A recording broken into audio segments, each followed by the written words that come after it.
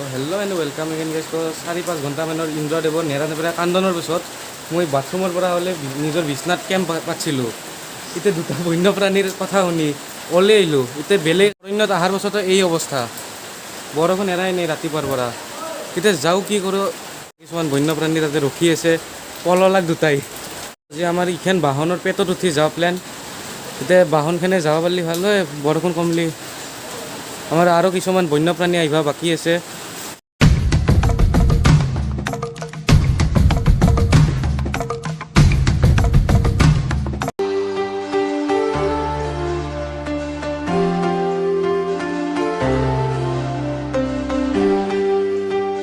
তো বৰ্তমান মই অতি কষ্ট কৰি আমাৰ পুৰণা অৰণ্যখন এৰি আনন্দৰাম নামৰ ডাঙৰ অভয়াৰণ্যখনত এখন মোৰ বাহনত উঠি আমি আগৰ অৰণ্যখনত এতিয়া অভয়াৰণ্যখনত দিছোঁ আনন্দৰামৰ। এতিয়া বাকী বহুত জন্তু জানোৱাৰ আছে, জন্তু জানোৱাৰ দেখিছিলোঁ। এতিয়া বহুতটা আমাৰ বন্যপ্ৰাণী ইয়াতে লগ লাগিছে আৰু এইকেইটা বন্যপ্ৰাণীৰ লগত আমি আহিছোঁ।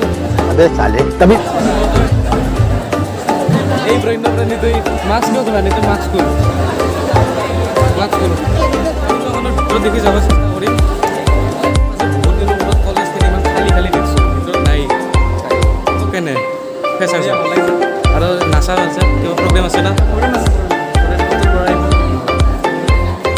এইবাৰ আমি এই অভয়াৰণ্যখনৰ খাদ্য সংৰক্ষণস্থলীত যাব ওলাইছোঁ। তো আমাৰ বিখ্যাত কেণ্টিনখনত আহিব ওলাইছোঁ। এতিয়া বিখ্যাত কেণ্টিনত আৰু বেছি বেলেগ বেলেগ ধৰণৰ আমি বন্যপ্ৰাণী দেখা পাম। বহু বন্যপ্ৰাণী ইয়াতে ৰখি থাকোঁ, বহু বন্যপ্ৰাণী ভক্ষণ কৰি থাকোঁ। এতিয়া কি বন্যপ্ৰাণী ক'ত দেখা পাওঁ ঠিক নাই। আমি কেণ্টিনত আহিছোঁ কিয় পিছে? কি ভীম আৰু কুম্ভকৰ্ণ চাব আহিছোঁ। এতিয়া বহু বেলেগ বেলেগ ধৰণৰ প্ৰাণী দেখা পায় কেণ্টিনত।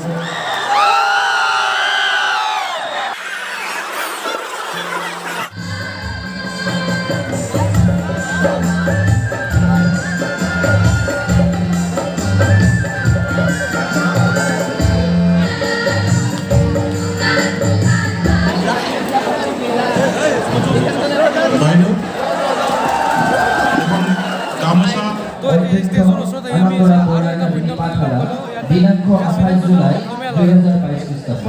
অসমীয়াৰ সন্তান। তো অসমীয়াৰ সন্তান আমাৰ ডিছক্ৰিপশ্যনত থাকিব, ডিছক্ৰিপশ্যনত অসমীয়াৰ সন্তানক চাই ল'ব। আৰু ইয়াত আমি ষ্টেজৰ ওচৰত আহিছোঁ।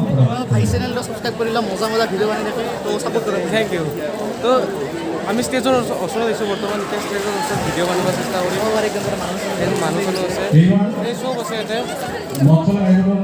দাদা big fan, big fan. Thank you, Dada. I am also a big fan. বহুত দিনে আপোনাক লগ পোৱা নাছিলোঁ। আমিও পোৱা নাছিলোঁ আপোনাক লগ, মানে বহুত ভাল লাগিছে। বহুত দিনৰ পৰা চেন্নাই যোৱাৰ পৰাতো দেখাই নাছিলোঁ কলেজত। মই বহুত মিছ কৰি আছিলোঁ, আজি ফাইনেলি আহি পালোঁ। আজি ফাইনেলি আজি কেনে লাগছে? ভাল তামাম কি কেনে লাগছে বুঢ়া, মানে এইটো কাৰণতে আজি আহিছোঁ। খালি মানে এইটো ইমান কষ্ট কৰি দাউৰি দাউৰি ৰাতিপুৱা দৌৰি আহিছোঁ ৰাতিপুৱা। এইটো জোচ লাগে মানে, দৌৰি দৌৰি যাম, দিপিনে মাক চাম। গালি বালি নাখাতে আমাৰ নাখাযাবে গালি পালি আজি আজি জোচটো আমি দেখাবে। দিছ ইজ জোচ ফূৰ্তি গাৱাত কিবা এটা ভাল লাগিছে। কিবা এটা ভালেই লাগিছে। আজি প্ৰথমবাৰ মই লাইভ দেখিম দিপলিনা বাক। মই আগতে একদিন দেখিছিলোঁ, কিন্তু মানে ইনকে মানে একদম ফ্ৰণ্টত দেখা নাই, মানে অলপ দূৰত থাকোঁতে দেখিছিলোঁ। মই এতিয়া লাইভ দেখাই নাই। আজি প্ৰথম লাগে।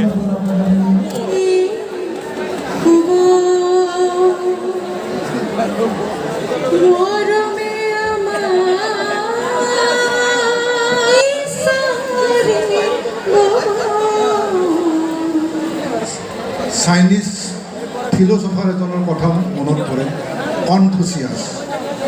কনফুচিয়াছে কৈছিল, যদি তুমি 10 দিনৰ কথা চিন্তা কৰা তেতিয়া তুমি এটা বীজ ৰোপণ কৰা, যদি তুমি এবছৰৰ কথা চিন্তা কৰা তেতিয়া তুমি এটা গছপুলি ৰোপণ কৰা চিন্তা কৰা, কিন্তু যদি মানুহক শিক্ষা দিয়াৰ কথা চিন্তা কৰা, 100 বছৰৰ কথা চিন্তা কৰা, তেতিয়া তুমি সকলোকে শিক্ষা দিয়া।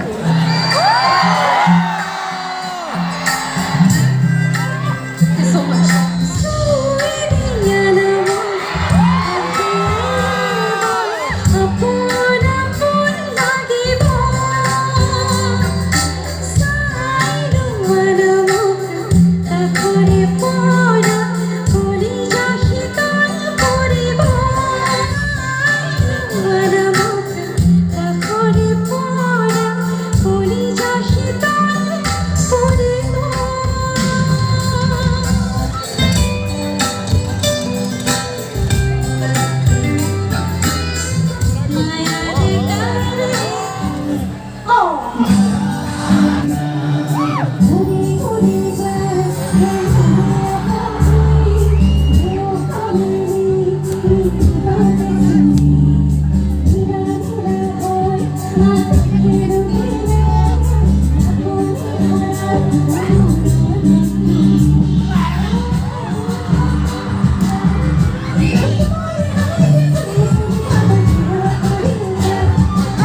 পইচাৰ কাৰণে আমি কাকো আগবাঢ়ি যাব দিয়া নাই ষ্টেজত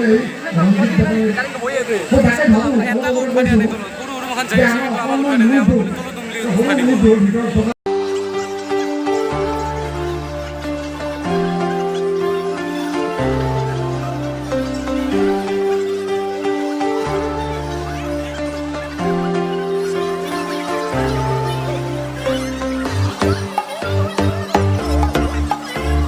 ফাংচন চলি আছে কিন্তু বৰ্তমান নাচি বাগি একদম ভাগৰা হৈ গৈছোঁ নাচা ক্লিপ কেইটা লোৱা নহ'ল আৰু দীপলিনা বায়ো গেলা এতিয়া একক নৃত্য কিবা কিবি চলি আছে কলেজৰে ফাংচন তো অলপমান পাছত আমি যাম